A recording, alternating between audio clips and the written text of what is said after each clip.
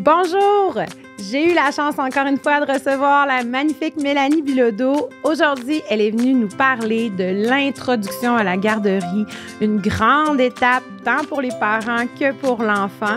Elle a donné des trucs vraiment pratiques pour préparer notre entrée à la garderie et aussi des trucs pour le après quand on va rechercher notre enfant à la garderie. Je vous souhaite une bonne écoute. Bienvenue au podcast Grandir ensemble. Ensemble! Par Placote. Bonjour Mélanie. Salut Alexandra. Merci encore une fois d'avoir accepté mon invitation. C'est toujours un plaisir. Aujourd'hui, on va parler d'un sujet qui arrive dans plusieurs familles, l'intégration en garderie. Mais d'abord, je te laisse te présenter comme à chaque fois pour les gens qui ne te connaîtraient pas. Bien sûr. Alors, je suis psychoéducatrice spécialisée en périnatalité, petite enfance 0-5 ans. J'accompagne les familles, les couples dans tous les processus qui sont associés à la grossesse, l'accouchement, l'arrivée du bébé et évidemment toute la période de la petite enfance. Donc, je suis accompagnante à la naissance, autrice du livre « Soyez l'expert de votre bébé » qui est le premier, mais pas le dernier. Yeah! Et je suis conférencière, formatrice. Alors, c'est mon dada d'accompagner les familles. Super. T'as beaucoup d'arcs, hein? Comment? Pas d'arc, de flèches à ton arc. Oui, de cordes. De cordes! Aussi, j'avais flèche en tête. T'as beaucoup de cordes à ton arc. Oui. Bon, disons-le comme il faut. Aujourd'hui, intégration à la garderie. C'est souvent un moment qui est très angoissant pour les parents. Ça fait X nombre de mois qu'on est avec notre bébé temps plein, dépendamment des familles plus ou moins. Là, ouais. Ça dépend. Tout le monde fait ses choix selon sa réalité. Mais on passe quand même un petit moment 100% avec notre bébé. Et là, tout à coup, souvent, c'est autour de 9, 10, 11 mois là, que ça se passe, la fin du congé parental. Au Québec, du moins. Au Québec, exact. Notre bébé doit se faire prendre en charge par quelqu'un d'autre dans le jour quand on travaille. Et là, c'est vraiment un moment intense, tant pour l'enfant que pour le parent. Absolument. Comment on se prépare à ce moment-là? Comment on peut s'assurer que cette transition-là se passe de la meilleure façon possible? En fait, c'est de tout ça dont on va parler aujourd'hui pour un peu rassurer les parents qui vont vivre cette étape-là. Puis j'imagine, à chaque fois que je te reçois, je pense que c'est la conclusion. J'imagine que la réalité est différente selon toutes les situations familiales. Et voilà, tu commences à me connaître. Ouais, exact. Et que selon les enfants, selon les parents, ça va être différent. Donc, tout le monde va pouvoir venir aujourd'hui chercher ce dont il a besoin pour sa réalité, pour repartir avec un petit baluchon un peu plus plein de trucs et astuces parentales. Donc, allons-y. Comment on fait? Qu'est-ce qu'on fait pour se préparer à ça?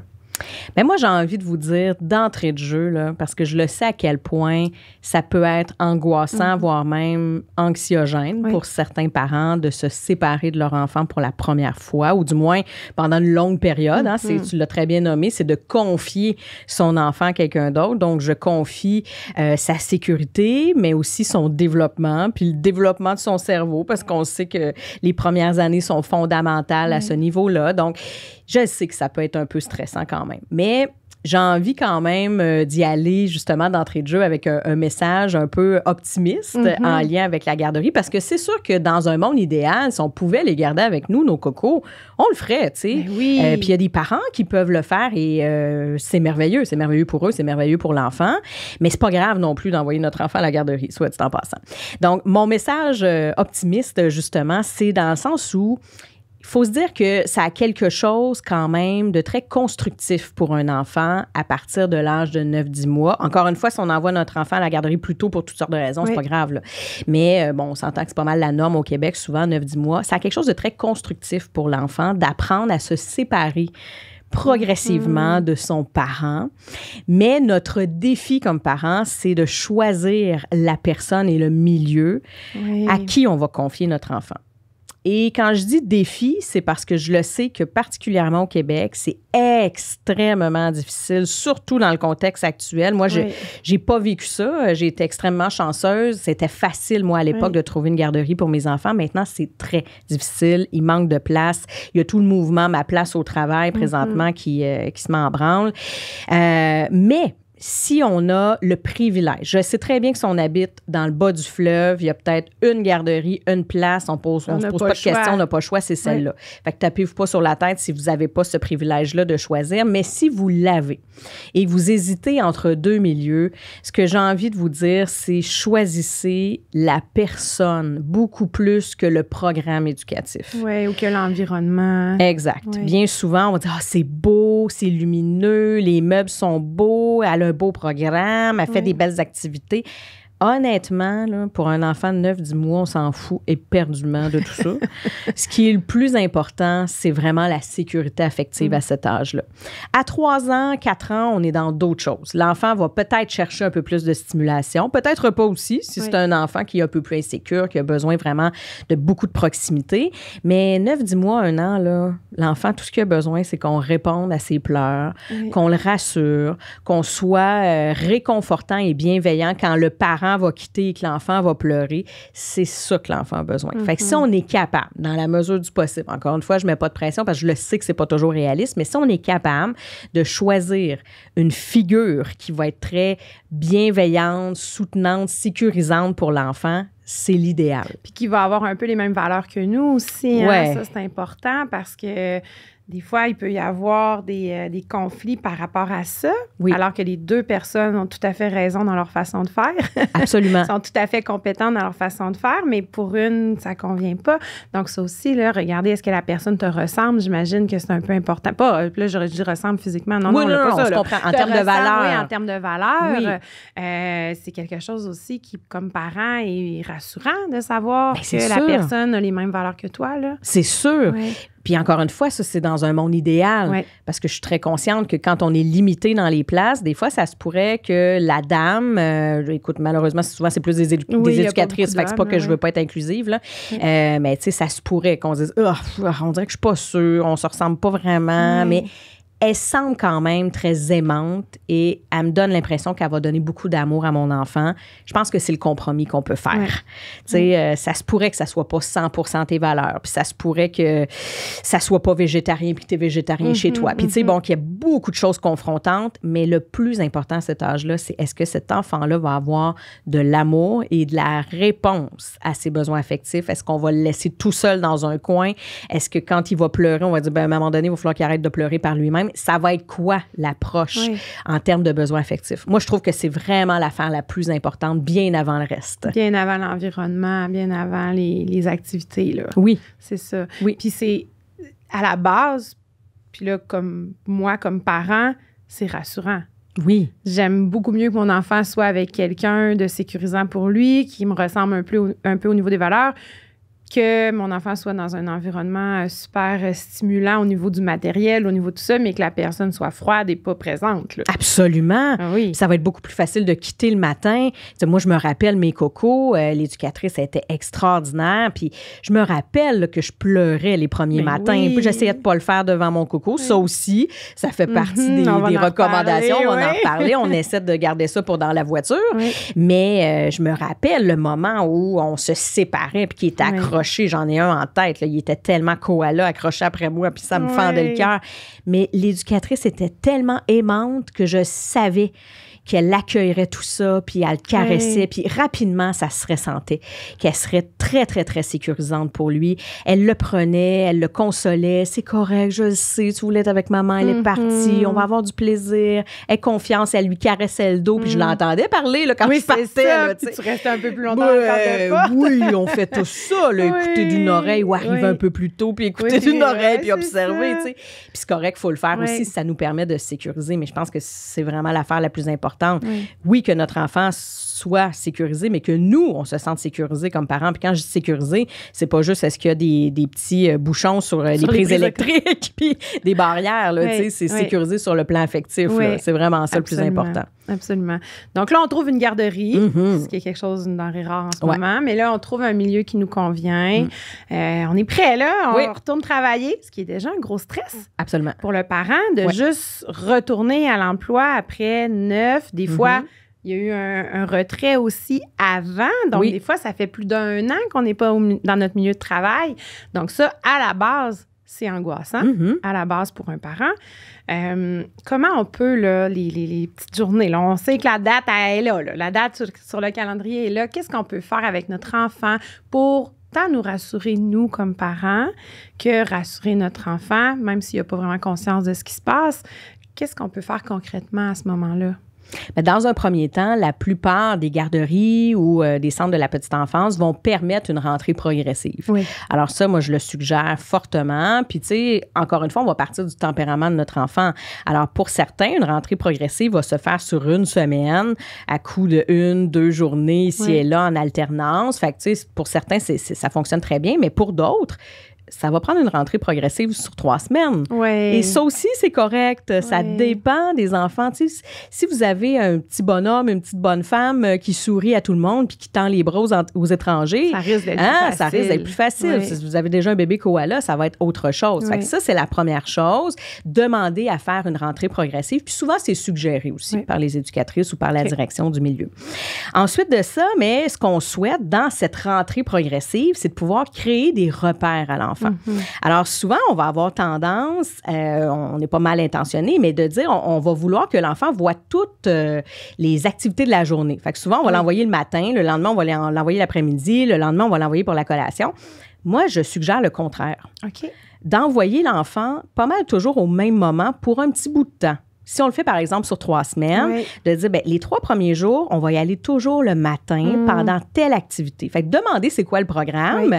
Donc, s'ils disent, bien, le matin, c'est activité dirigée, bien, parfait, je vais être là tous les matins à 9h15 avec mon enfant. Pour que l'enfant, la 2e, la 3e journée, fasse, oh, c'est intéressant, c'est la même affaire que 2 jours. Même si c'est un rassurant. bébé puis qu'il a 9-10 mois. Bien oui, c'est rassurant. Lui, ce qu'il a besoin, c'est d'avoir des repères. C'est vraiment ça. Donc, d'avoir des repères visuels dans un premier temps. Donc, je suis toujours dans le même local. Avec la même personne. Avec la même personne, avec les mêmes petits amis. J'ai le même petit camion bleu. Ça me sécurise. Donc, d'utiliser les objets de l'environnement pour que ça devienne des repères aussi. Fait que vous voyez, votre enfant a eu un intérêt pour l'autobus. Bien, aller rechercher l'autobus le lendemain. Pour cet enfant-là, c'est le fun. Oh oui, c'est le même petit objet. Encore une fois, même s'il a juste 9-10 mois. Il saisit quand même ces repères-là, puis les intègre progressivement. Donc, moi, c'est ce que je vais suggérer.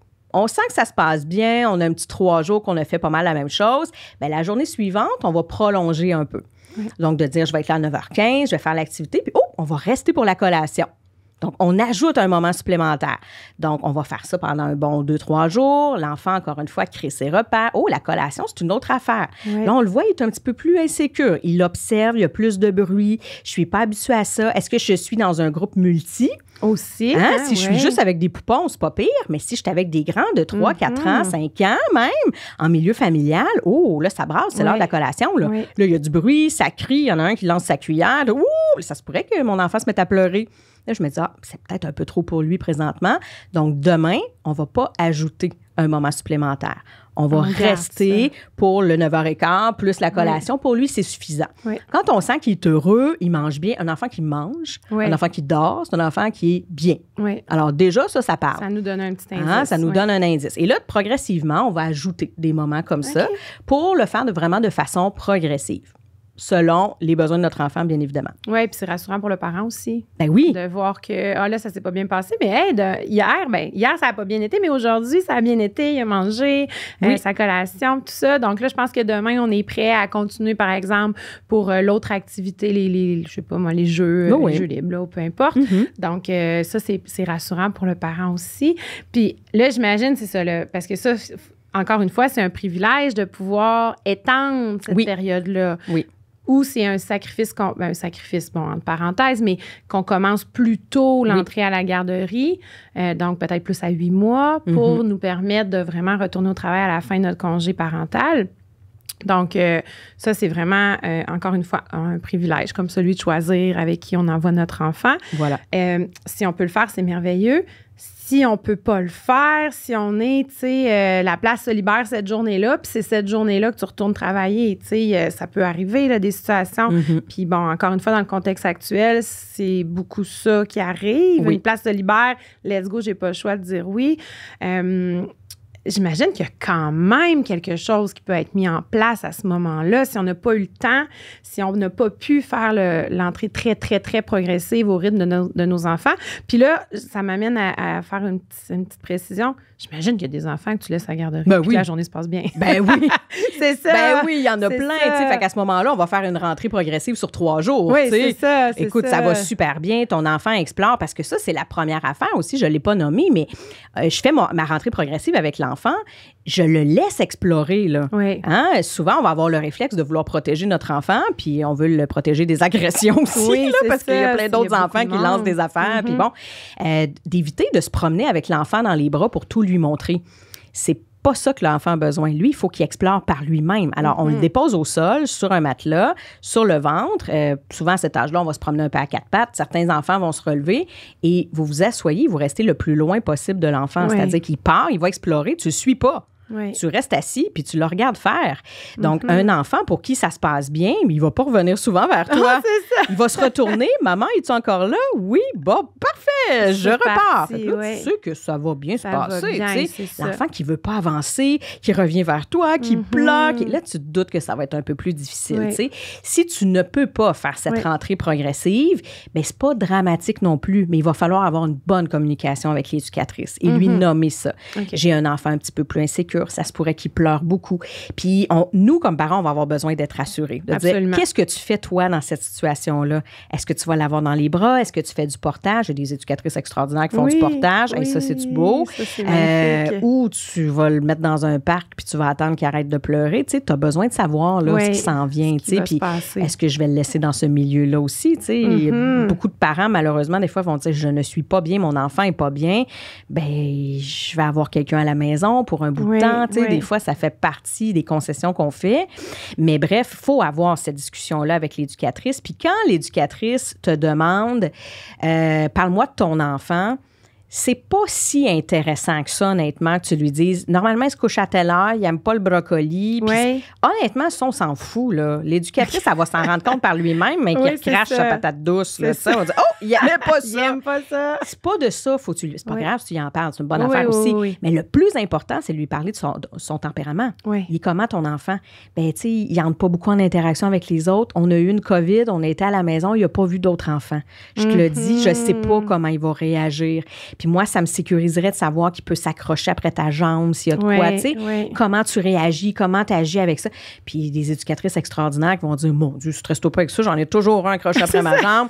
OK, parfait, je me sens mieux. Tu vas-tu l'avoir dans les bras? Ben oui, je vais l'avoir dans les bras. Bon, alors déjà, je me sens en confiance de partir. Puis oui, ça se pourrait que mon enfant pleure puis ça soit plus dur pour lui, mais ça va pas le bousiller s'il est avec quelqu'un de sécurisant. Je reviens à ce que je disais au début. L'enfant, là, ça fait 9-10 mois que moi, je le sécurise à la maison. Il le sait qu'il peut compter sur les adultes. Là, Alors, s'il est avec une personne de confiance, c'est sûr qu'il n'y a pas son lien de créer encore avec elle, puis il va protester très fort parce qu'il va dire, t'es qui toi? Je te connais pas, puis 9-10 mois, je commence à avoir un petit peu peur des étrangers, fait que je la trouve pas drôle que tu me sépares de ma mère puis de mon père, mais ça va être à elle de créer son lien. Faut lui faire confiance aussi à l'éducatrice. C'est là, ça, puis faire confiance à un adulte qui s'occupe de notre enfant, c'est pas toujours facile. Et non! C'est pas toujours facile. Il faut ouvrir notre cœur à ça parce que... Ouvrir notre cœur. On laisse notre enfant avec quelqu'un que nous-mêmes, on ne connaît pas bien souvent. Là. C'est vrai. C'est ça. C'est vrai. Donc, il faut faire confiance, puis il faut, j'imagine aussi, être positif. Il faut être positif, puis il faut être patient. Il faut se donner un temps d'adaptation. On veut que ça se passe vite et bien pour nos enfants. C'est ça qu'on veut, c'est normal. On rêve tous de déposer notre enfant à la garderie, de revenir le soir, puis que l'éducatrice nous dise « Ça a été merveilleux, il a bien dormi, il a bien mangé, il n'a pas pleuré, puis ça fait plein d'amis. » Puis il dit « Moi, c'est merveilleux. » Mais ultimement, ça se pourrait que ça ne soit pas ça, et c'est pas anormal. Et à partir de 3 semaines, bien souvent, on commence à ressentir de la pression comme parent. Si on a un enfant très intense, il y en a qui ont des enfants intenses, un tempérament qui pleure déjà beaucoup à la maison, qui pleure quand il y a trop de stimulation. Des fois, c'est dur à la garderie pour un enfant. Après 3 semaines, quand il pleure à tous les jours, on est encore dans de la normalité. Puis malheureusement, des important, fois, ça. les milieux sont pas toujours en mesure d'accueillir ça pour plein de raisons. Je pense entre autres aux installations. Tu sais, Oui. des fois, là, il y en a du bébé dans la place. Fait Oui. qu'ils peuvent pas gérer le bébé le plus intense du groupe. Puis des Oui. fois, c'est en milieu familial aussi que l'éducatrice a dit, moi, j'en ai 8, là, je peux pas, tu sais. Je peux pas le faire, oui.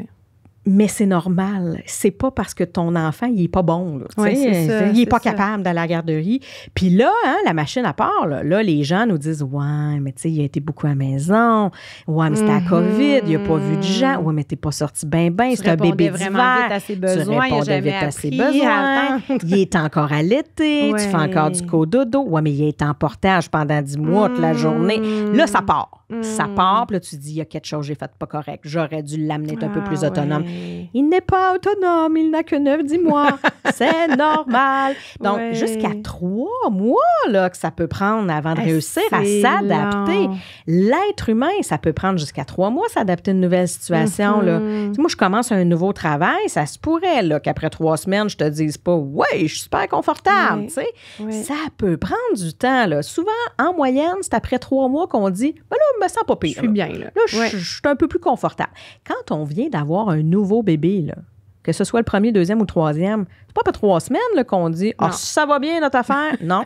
D'après 3-4 mois, souvent, qu'on Ouais. dit « Là, on a pogné notre beat. » Là. Oui, c'est ça. C'est ça qu'on dit. C'est ça. Là, On a le bébé est là. on a pogné notre routine. Là. Ça s'installe. Ouais. C'est le même. Ouais. Fait que l'enfant, il faut lui donner le temps. C'est une job à la garderie. Puis ça y est imposé. Puis lui, il n'a pas choisi Il a pas là, le d'avoir choix. 6-7 autres petits nez morveux là, autour de lui Non. là, qui donne des coups de peluche sur la tête. Ouais. Puis ben, c'est tough, la garderie. Ouais. Fait que c'est normal. Après 2 mois, ton bébé pleure encore à tous les matins. Puis il pleure à la sieste. Puis il dîne pas beaucoup. Puis c'est difficile. Puis l'éducatrice a dit hey, je sais pas si on va pouvoir le garder. Hein? Va falloir que ça se place.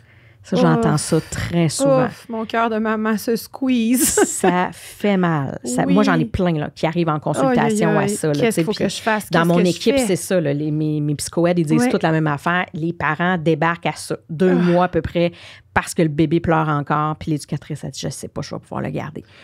Dites-vous qu'on est encore dans quelque chose de normal.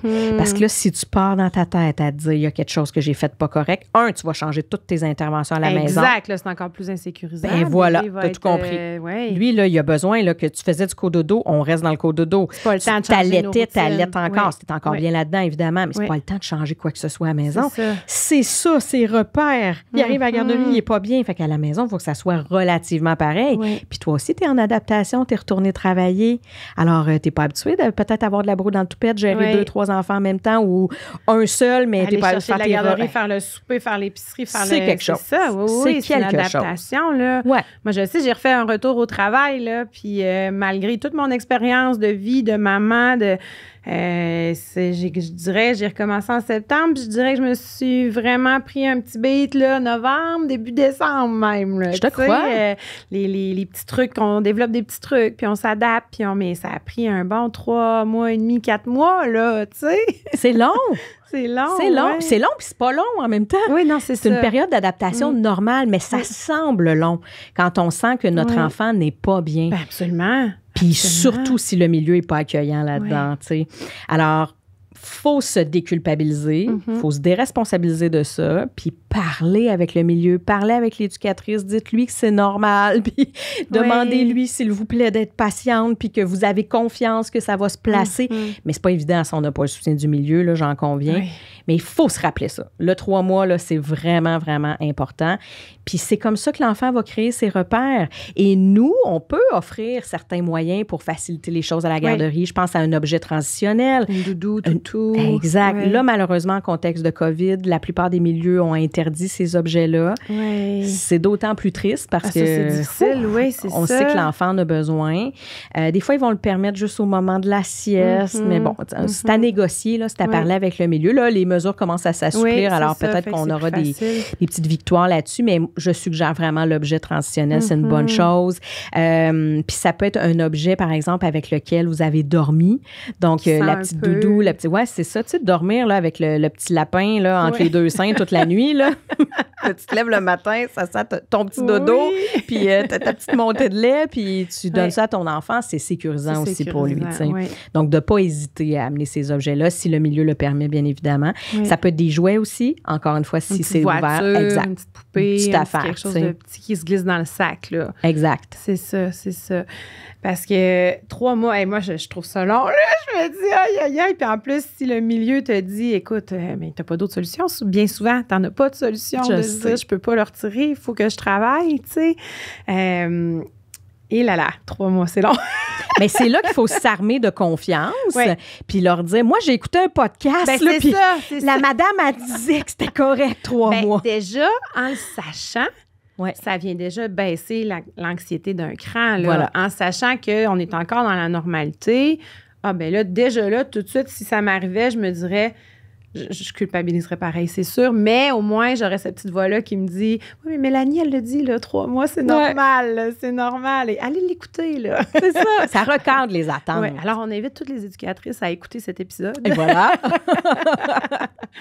Puis, dans notre quotidien de maman, là, de papa, là, parce qu'il y a des papas aussi, des fois, tu sais, là, on dit maman, parce que généralement, c'est la maman qui prend le congé parental, mais de plus en plus, on voit des papas allonger leur semaine de parentalité ou des congés qui sont séparés entre les 2 parents. Maman fait le premier bout, papa fait le deuxième. C'est magnifique quand même, ça. C'est vraiment chouette. Et d'autant plus avec le manque de garderie présentement. Il y a beaucoup de gens qui vont prolonger leur congé parental. Alors, parfois, ils ont droit à un congé soit sans solde ou différé ou du moins payé partiellement, prolongé. Et malheureusement, des fois, si on a une place à garderie seulement à 18 mois, c'est le plus gros salaire qui va aller travailler. Ça. Alors, ça arrive que c'est monsieur qui reste à la maison puis madame retourne travailler. Là. Exact. C'est partie de la réalité.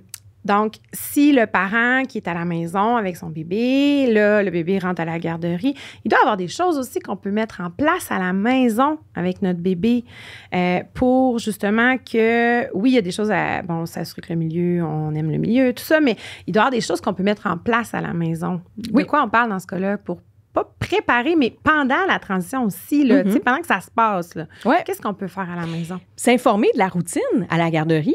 Ils ont un horaire quand même assez bien établi. Oui, c'est bien structuré. Pas vraiment le choix, c'est ça. La sieste est toujours à la même heure, on mange à la même heure. Puis c'est pas long que l'enfant va se réguler en fonction de cet horaire-là aussi. Donc, de vous informer, ça ressemble à quoi votre horaire ici?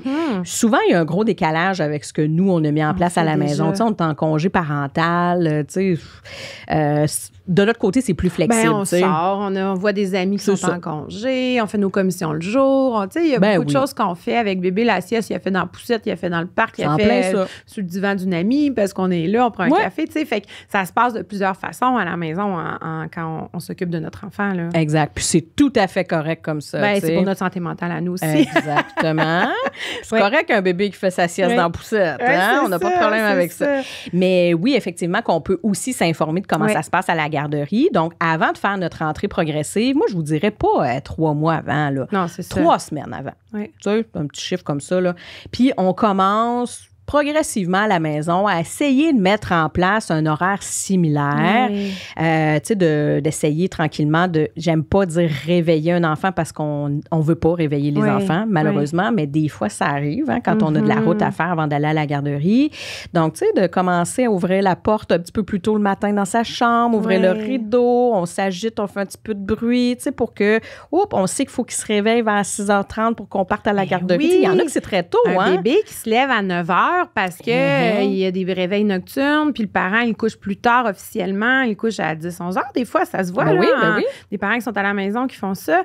Bien, à la garderie, il ne pourra pas se lever à 9 heures. Là. Mais ça se fait pas. Puis on ne peut pas du jour au lendemain dire « Mon petit pit, tu vas te coucher à 11 heures quand même, mais là, on va essayer de te coucher à 8 heures ce soir. » Mais non! T'sais, ça ne fonctionnera pas. Ça ne fonctionnera pas. C'est ça. C'est pas dramatique. C'est juste que son entrée va être beaucoup plus difficile. Déjà qu'il est en adaptation, là, il est fatigué. Lui, à 8h30, il ne suit plus. C'est désagréable pour lui. Donc, de commencer à, justement, faire en sorte qu'il se lève un peu plus tôt si on est capable, puis réguler ensuite la collation, l'heure du dîner, déjeuner. Les siestes se font quand même assez tôt, souvent à la garderie. Tu sais, 12h20, des fois, tout le monde est couché. Quand même. Alors qu'à la maison, souvent, on est encore en train de dîner. Oui. Tu commencer à réguler ça un petit peu, sans pression. Ça ne marchera pas au début, c'est bien évident. On fait juste essayer de mettre ça en place pour que l'enfant, tranquillement, dans son rythme biologique, ça s'installe. Mais si ça marche pas, ça marche pas. Là. Tu sais, je vois tellement de parents se mettre de la pression, dire là, surtout pour la sieste, comment je vais faire pour gérer ça? Normalement, il s'endort au sein à la maison, puis là, à la garderie, il va être seul dans un parc. Stresse-toi pas avec ça, là. À la garderie, c'est à la garderie. À la maison, c'est à la maison. Puis l'enfant va rapidement faire la différence entre les deux. Pas au début. C'est sûr que les 3 premières semaines, il va chigner, ça fera pas son affaire. Il va dire que c'est ça. Mais c'est là qu'on va parler avec l'éducatrice puis lui dire, écoute, moi, il est pas vraiment habitué là, de dormir seul. Puis c'est pas le premier, là. Ben non, c'est ça, souvent comme ça. Ils sont habitués. Puis elle va dire, oui, pas de problème. Les premières semaines, je vais être à côté, je vais lui caresser le dos. Bon, parfait, je suis sécurisée comme parent. Attends-toi pas à ce que ton enfant dorme bien. C'est sûr. Tu vas revenir, puis elle va dire, il a pas très bien mangé, pas très bien dormi. Ben c'est correct. On le sait que c'est normal. Il est en adaptation, tu sais. Ça, c'est vraiment mes 2 indicateurs. Il mange bien, il dort bien, tout va bien. Même s'il a pleuré toute la journée, il va bien. Comprends-tu? Donc, après ça, ben c'est ça. À la maison, tranquillement, on va mettre des affaires en place, mais tu sais, c'est pas le temps de dire on va travailler le sommeil autonome puis tout ça. Non, sûrement que ça fonctionnera pas. Tu vas te mettre la pression, tu vas t'en vouloir d'avoir manqué ces petits moments-là de sieste que t'aimais peut-être coller avec ton enfant. Que t'auras plus jamais. Que t'auras plus jamais. Tu vas avoir dans tes congés puis c'est tout. Oui. Les enfants font rapidement la différence entre ce qui se passe à la garderie et à la maison, comme ils font la différence entre papa, maman, grand-maman, maman. Tu sais, grand-maman qui dit, moi, à la maison, ça va très bien. Je le couche puis il s'endort tout de suite. Avec nous autres, il s'endort pas. Hein, c'est ça, là. Fait que pas de pression à ce niveau-là. Tu sais, fait qu'il n'y a pas de grosse préparation là, à mettre en place nécessairement. Ne serait-ce que peut-être observer un petit peu la routine pour que l'enfant peut-être s'endorme un peu plus tôt aussi s'il faut qu'il se lève plus tôt. Je pense que c'est surtout ça, là, ajuster l'heure du réveil le matin. Parce qu'on s'entend, on est à course le matin quand on travaille, quand on a des enfants. Puis c'est sûr que si notre bébé n'est pas réveillable, puis qu'après ça, tu sais, c'est sûr que ça peut être comme un peu quand l'école recommence, ben on décale un petit peu notre heure d'été, là. Tu sais, on revient un petit peu plus à l'heure scolaire la semaine avant. Ben c'est un petit peu le même principe, j'imagine. Tu sais, on essaie. Puis même nous, comme parents, ben ça nous prépare aussi à cette nouvelle routine-là. Oui, ben oui. C'est pas juste pour bébé, là, parce que ça va nous préparer aussi peut-être à avoir une petite soirée un peu plus tranquille en revenant travailler, tu sais. Fait que c'est aussi tout ça, j'imagine, qui est mis en place, là. Ben oui, pourquoi pas? Puis de préparer nos choses la veille aussi. Oui. Tu sais, des fois, le matin, on est à la course, tu l'as très bien nommé, là, on est stressé, fait le sac à couche, là, finalement, on oublie la petite peluche, on oublie la suce, on tombe stressé, les lunchs, Fais toutes tes affaires la veille. Là. Le matin, là, on va essayer d'être le plus mollo possible avec le petit peu de temps qu'on a. Plus on est stressé, moins ça performe, c'est évident. Plus on pogne les nerfs, plus on a de la difficulté à trouver nos affaires, moins on réfléchit. Puis là, on contamine nos émotions à tout le monde. Voilà. Donc, bébé va arriver déjà en pleurant à la garderie. Mais pour vrai, oui. C'est ça. Mais oui. C'est ça. Puis... donc là, on ne fait pas beaucoup de choses avant, mais on peut quand même préparer certaines choses. Pendant là, qu'il est à la garderie, là, est-ce qu'on appelle à la garderie? Comment ça se passe? Et comment ça va? Parce que je sais qu'il y a des éducatrices, entre autres, qui communiquent beaucoup avec les parents. Puis il y en a d'autres qui communiquent un peu moins. Comment ça se passe, ça, du côté du parent? Parce que moi, je sais, là, je veux savoir ce qui se passe dans la journée mon petit loup, là. Ouais. Hey, c'est tellement une bonne question. Bien, moi, ce que j'ai envie de dire, c'est premièrement, demander à l'éducatrice, c'est quoi, normalement, son moyen de communication. Oui, son moyen de communication, puis sa fréquence. Parce qu'il y a aussi le côté inverse, là, des parents qui reçoivent un peu trop de nouvelles, des fois, de la garderie, que ça devient anxiogène au travail, tu sais. Donc, tu reçois toutes sortes de textos. Tu sais, moi, j'ai pas connu ça, là, à l'époque. Il n'y avait pas de textos, il n'y avait pas de groupe Facebook où on mettait des photos, puis que tu voyais que le tien était dans le coin, puis c'était le seul qui faisait pas de dessin, puis qui avait la face rabougrie, puis qui avait pas de fun, tu sais. On vivait pas ça, nous autres. On le savait le soir en arrivant si on n'avait pas téléphoné. Puis si on avait un appel, c'est parce qu'il faisait de la fièvre. Tu fallait aller chercher. Fallait aller le chercher parce que c'était plus facile de mettre notre tête à off. Je trouve qu'il y a un petit côté tendancieux à ça. Là. C'est je comprends. Pas nécessairement bon d'avoir trop de nouvelles. Puis c'est que des fois, on va nous dire des choses qui sont pas nécessairement pertinentes à savoir là. T'sais. Ah, écoute, il pleure quand même pas mal, mais ça se passe bien. Tu sais, quand je le prends, il arrête de pleurer. Hey, ça me donne quoi de savoir ça? Tu sais, ultimement, là, il est sécurisé. Là, il est dans tes bras, ça va, il pleure pas. Mais là, moi, je sais qu'il est pas bien. Puis quand tu le déposes, il pleure. Puis là, ça me vire à l'envers. Puis là, je passe une mauvaise journée. Ah, je comprends. Pas besoin de savoir ça. Fait que, tu sais, demande à l'éducatrice à quelle fréquence, normalement, tu donnes des nouvelles. Si elle a un groupe Facebook, des fois, il y en a qui font ça, ben parle-toi. Tu sais, j'y vais ou j'y vais pas le voir au début. Mais oui, tu sais, on a le droit, je pense, de prendre des nouvelles. Mais il y a aussi des éducatrices qui sont pas du tout texto, réseaux sociaux, qui vont dire, moi, pas de nouvelles, bonne nouvelle. Hein? Fait qu'appelle-moi pas, puis s'il y a de quoi, je vais t'appeler. Comme dans le temps. Moi, je trouve que c'est la meilleure affaire, honnêtement. Tu sais, si tu es hyper anxieux puis tu n'arrives pas à faire ta journée, mais prends-le le téléphone, prends-en des nouvelles au début. Là. Arrêter de pleurer. Ben oui, c'est ça. Puis c'est vrai que c'est rassurant quand tu es parti puis qu'il pleure à fendre l'âme.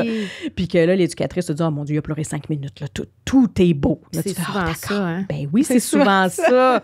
Parce que c'est quand même bien fait. Là. C'est le moment où, à 9-10 mois, l'enfant n'a pas acquis la permanence de l'objet. Alors, il va pleurer énormément quand tu vas quitter parce qu'il ne te voit plus. Quand tu disparais. Mais une fois que tu es disparu, t'es plus là. T'es plus là.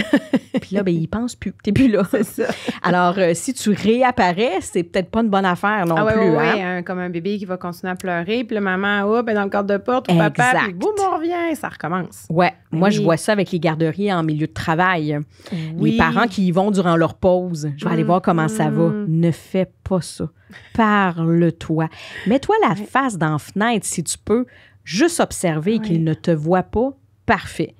Mais ne va pas là. Parce que c'est sûr que là, tu réanimes l'angoisse de séparation. Il fait « Oh, maman, papa, tu existes! » Puis là, il veut repartir avec toi. Là. Fait que là, tu vas revivre une autre séparation. Puis lui aussi, tu veux pas ça. Tu veux pas ça. Oui, fait que c'est de se parler, c'est ça. Parce que notre besoin de parents doit être contrôlé un peu. Là, dans pas de FaceTime non plus avec l'éducatrice. Ça, montre-moi le don, comment qu'il va. Là, il entend ta voix. Non, ne fais pas ça. Ne fais pas ça. Il faut apprendre à gérer notre propre angoisse de séparation aussi là-dedans. Hein? Ça revient beaucoup à quand on a fait l'épisode sur le sommeil. Oui. Est-ce que c'est ton besoin ou c'est le besoin de l'enfant? Puis comme adulte, on peut se parler, nous. Oui, il faut se parler. On peut se parler parce que là, on va nuire un peu aux besoins de l'enfant qui est, là, il était bien, puis tout à coup, coucou, je suis là. Moi, je me suis rassurée, je te vois, mais là, je serai plus rassurée parce que tu vas te remettre à pleurer. Voilà. C'est ça. Puis on peut faire un rituel de séparation quand je quitte, là, même avec les tout-petits. Tu sais, souvent, on va le faire comme quand ils ont 2-3 ans. On pense à faire des rituels, mais on les fait pas avec les bébés, alors que le bébé, il intègre ce rituel-là. Hein. Il y a déjà des rituels d'endormissement le soir. Il y a sa petite routine de dodo. C'est la même affaire. On peut faire ça aussi. Donc, au moment de la séparation, on installe un petit rituel. Puis là, c'est pas un rituel de 20 minutes. Je te chante 3 comptines, puis je te raconte grand-maman fait quoi. Puis non, là, tu sais, c'est un câlin, un gros bisou, je t'aime très fort, un chatouille sur le nez ou je sais pas quoi. Trouve ta petite séquence à toi. J'ai vu des petits tatous sur les mains ou des petits dessins sur les mains, puis que maman ou papa se fait le même dessin ou le même tatou. Fait que là, même tout petit, il voit qu'on a la même chose. Fait que ça peut être un beau moment. Ça aussi, je dessine ton petit cœur, je me dessine mon petit cœur, bisous, câlin. La journée est partie aussi. C'est sûr que les petits dessins, ça va être plus efficace avec les plus petits, là, tu sais, 18 mois en montant, avec les 9-10 mois un peu moins. Mais ça peut faire partie du rituel, effectivement. Puis même avec les plus vieux, moi, j'aime avoir ces objets-là qu'on va s'échanger. Fait que, tu sais, un peu comme dans l'idée du cœur, des fois, ça peut être un bracelet. Donc, maman a le même bracelet au papa, puis toi aussi. Puis là, je te le mets dans le poignet. Ou, tu sais, des fois, c'est un petit pendentif ou un petit truc qu'on échange, qu'on a en commun, tu sais. Oui, ça me fait penser avec Solène, on avait fait entrer à la maternelle. Oui. Puis, c'était ça aussi. Mais c'est ça, parce que ça peut arriver que ton enfant, il y a 2 ans quand il rentre à la garderie. Absolument. Aussi. Fait que ça peut être des bons petits trucs, ça aussi. Donc, un petit rituel qu'on instaure, câlin spécial ou un petit bisou d'esquimau, là, tu sais, un petit frotte-nez ou quelque chose comme ça. Puis après ça, on part notre journée. Est-ce qu'il peut y avoir un petit rituel de retour aussi? Absolument! Oui, pour faire pas la fête, mais un petit je suis vraiment contente de te revoir, mon chéri. Ben oui, très bonne idée. Très bonne idée. Puis, faut pas non plus, c'est ça aussi, hein, pour les parents qui se sentent coupables de laisser leur enfant à la garderie, faut pas s'en vouloir puis partir dans toutes sortes de scénarios catastrophiques dans sa tête si, au retour, l'enfant ne veut pas venir vers nous. Ah oui, parce que ça, c'est une autre histoire aussi. Ça arrive, il pleure le matin quand tu le laisses, puis là, t'arrives le soir, puis là, il pleure parce qu'il veut pas s'en aller. Tu sais. Exact. Là, t'as 2 scénarios, des fois, dans ta tête. Soit que tu te dis, ben c'est ça, il m'aime plus. Oh mon Dieu, il m'en veut. Oui. Il m'en veut. Je l'ai laissé ici ce matin, il n'est pas content, il m'en veut. Faut pas partir là-dedans, là. Faut vraiment pas partir là-dedans. C'est le contraire. C'est le contraire. C'est que ton enfant est justement tellement sécurisé avec toi que là, il te manifeste que oui, t'es parti ce matin, j'ai pas aimé ça, puis là, je te retrouve, mais je suis tellement sécurisée que j'ai pas peur que tu m'aimes plus, j'ai pas peur que tu me fasses, j'ai pas peur de te faire de la peine ou j'ai pas peur que tu repartes. Je savais que tu m'abandonnerais pas, tu sais, ultimement, là. Ouais. Mais si l'enfant se lance dans nos bras aussi, ça veut pas dire qu'il était malheureux là-bas, là. Non, c'est ça. Tu sais, des fois, ça arrive. Il y a des enfants qui se mettent à pleurer quand on revient. Ils se lancent dans nos bras, puis ça pleure à chaudes larmes, puis on dit, oh mon Dieu, il était pas bien. Oh, il était malheureux. Puis là, l'éducatrice ne comprend pas parce qu'elle dit, non, mais là, on avait vraiment du plaisir. Là, il riait il y a 2 minutes. C'est parce que c'est juste beaucoup trop pour lui. Il te retrouve. Puis là, on se rappelle la permanence de l'objet. Là. Tu réapparais. Tu existes encore. C'est un trop-plein d'émotions. Puis c'est une décharge. On accueille ça. Point final. Il ne faut pas partir dans des scénarios dans notre tête. Il ne faut pas en voir plus que ce qu'on a vu. Puis c'est beaucoup aussi le tempérament de l'enfant. Parce que moi, si je regarde juste au niveau scolaire, quand ils reviennent de l'école, j'en ai qui veulent me parler tout de suite, qui me racontent leur journée au complet, puis j'en ai d'autres qui vont s'isoler. Voilà. Je les ai pas vus de la journée, pourquoi tu t'isoles? Parce qu'ils ont besoin de ce petit moment-là pour décompresser. Mais quand ils sont tout petits, ils peuvent pas nécessairement le faire parce que là, maman est là, je te prends dans tes bras, papa est là, on te prend, on t'habille, on y va, tu sais. Puis souvent, on a le réflexe aussi, hein? Comment a été ta journée quand ils commencent à parler un peu? As-tu mangé? As-tu fait un beau dodo? As-tu fait des pipis? As-tu fait des pipis, des cacas sur la toilette? Mais là, on n'arrête pas nos questions parce qu'on veut savoir.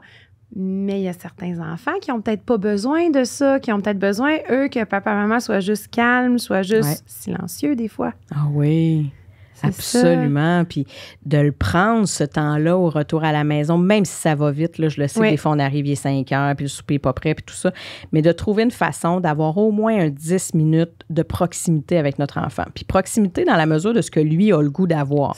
Donc, il y a des enfants qui vont vouloir revenir au sein. Tu sais, je pense que le bébé d'10 mois qui est encore allaité, il va vouloir se coller, puis avoir une bonne tétée. Bien, ça sera ça. Puis il y en a d'autres qui vont juste vouloir jouer au sol, puis qu'on soit assis à côté, puis on parle pas, on interagit pas trop. On n'est pas à diriger un jeu au retour de la garderie. On est juste à être. Donc, je m'assois, je me dépose et je suis là avec toi, puis c'est toi qui mènes. Alors, pour les plus vieux, 18 mois, 2 ans, ils vont vouloir peut-être jouer un jeu. Bien, c'est parfait, c'est toi qui décides. On est juste là, on se dépose, on se décharge. On a besoin de se décharger. Ça se pourrait qu'il y ait des pleurs au retour de la garderie, surtout en période d'adaptation, parce qu'on se rappelle que la garderie, c'est intense. Donc, je reviens, ça se pourrait que je pleure énormément.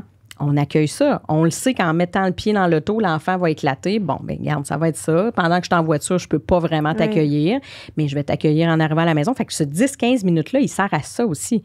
Plutôt qu'à être frustré dans le « Hey, là, je suis en train de couper mes tomates, puis là, tu pleures. » Puis là, la panique pogne, là. Puis là, on contamine tout le monde encore avec notre contagion émotionnelle.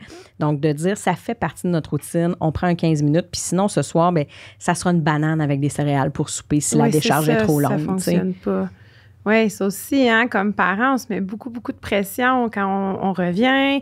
Là, on prépare le souper, puis là, on veut préparer un bon souper, puis tout ça. Puis c'est long avant de se déculpabiliser de juste mettre une pizza dans le four. Tu sais, puis de se dire, hey, ce soir, là, tu sais quoi, ça va être ça avec des crudités. Puis si t'as pas de crudités, là, ben ça va être ça. C'est correct!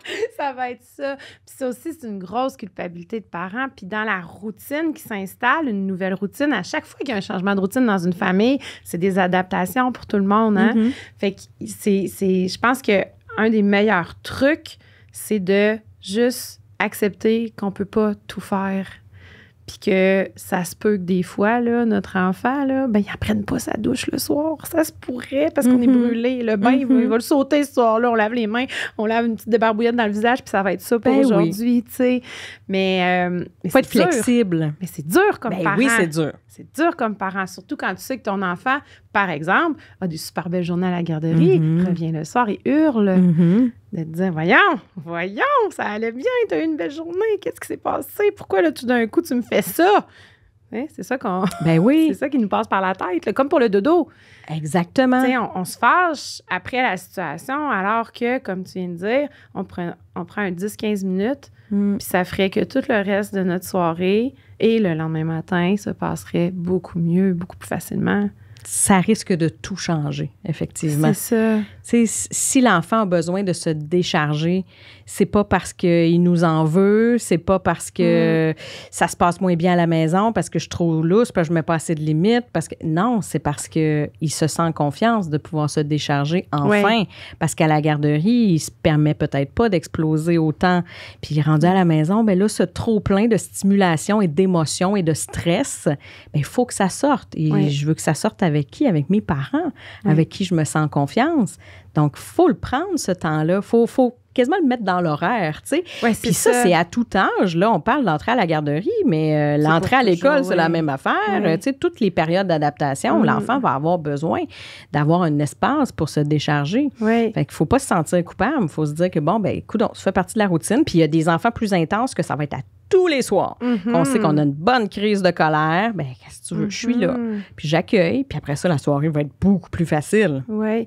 Puis là, je fais comme une parenthèse avec la situation actuelle, qui est une situation particulière, là, qu'on n'a jamais vécu personne. Il y a une pandémie, il y a une guerre, il y a beaucoup de choses qui se passent sur la planète en ce moment qui est anxiogène pour les parents. Puis il y a des bébés qui vont entrer à la garderie qui n'ont jamais vécu une vie normale. Depuis 2 ans, il y a des enfants qui entrent à la garderie qui n'ont jamais vécu en société normalement.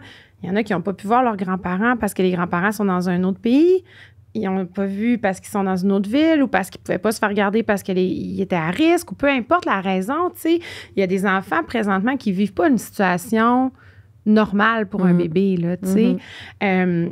Ça aussi, j'imagine que tu as beaucoup de retours de ça, toi, comme intervenante, que tu dois en avoir, des situations que tu dis, mais tu sais, il y a une situation particulière. Puis ça, j'imagine encore une fois que c'est d'être dans la bienveillance, d'accueillir que nous non plus, tu sais, oui, c'est une situation particulière, puis ces petits-enfants-là ne sont pas gâchés pour la vie, hein? Ben oui. C'est ça. Ben oui, puis les enfants ont des capacités adaptatives absolument incroyables. Les enfants, ils s'adaptent beaucoup plus facilement aux situations que nous, les adultes. Parce que nous, on est bourrés de perception, d'interprétation, de résistance, de peur. Ah oui. L'anxiété embarque, puis c'est beaucoup plus rapide, alors que les enfants, eux, sont là, dans l'ici et maintenant, dans le moment présent, puis ils pensent pas trop loin, tu sais. Alors, ils s'adaptent vraiment bien. Alors, la minute qu'on leur offre un environnement sécurisant, sécuritaire, ça revient encore à ça, avec des gens de confiance vers qui ils peuvent aller. C'est ce que je vais appeler des porte-avions, tu sais. Je peux revenir à mon porte-avions à tout moment pour faire le plein d'énergie, le plein d'affection, pour me resécuriser à nouveau et ensuite repartir. Tant que j'ai accès à ça comme enfant, là, ma vie va bien, là.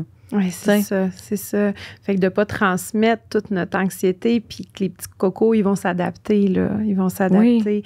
Puis c'est pas parce que ton enfant s'est jamais fait garder, parce qu'on s'entend que ça, c'est une autre affaire dans le contexte actuel. Les enfants, moi, en tout cas, personnellement, mes enfants se font beaucoup moins garder qu'avant parce qu'on n'a pas la possibilité. Quand il faut s'isoler, là. Exact. Fait qu'il y a des cocos, des fois, qui n'ont pas été pris par beaucoup de monde dans leurs bras, là. T'as pas fait de cours de maman poussette, d'aqua, je sais pas quoi, puis tu sais, là, t'es resté chez toi plus, ou quand tu faisais quelque chose, c'était à distance avec quelqu'un. Tu sais, fait qu'il y a eu beaucoup moins de contact avec d'autres enfants, de situations où peut-être que la sieste est sautée parce que là, il faut faire une activité. Tu sais, c'est tout ça aussi la réalité d'aujourd'hui.